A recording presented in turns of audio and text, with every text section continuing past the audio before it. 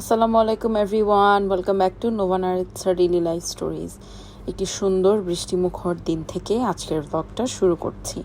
সেদিন সকালের ক্লাসটা আমি মিস করে গিয়েছিলাম because I was feeling so sick, তো সেজন্য আর ভার্সিটিতে যাইনি।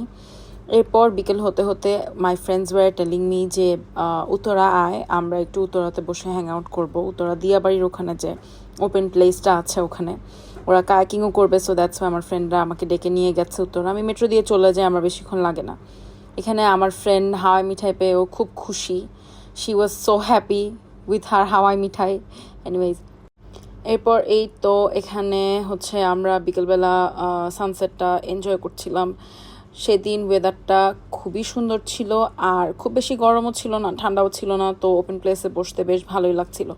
আমরা ফ্রেন্ডসরা বসে সেদিন খুব সুন্দর সময় কাটিয়েছি, আড্ডা দিয়েছি, সানসেট এনজয় করেছি।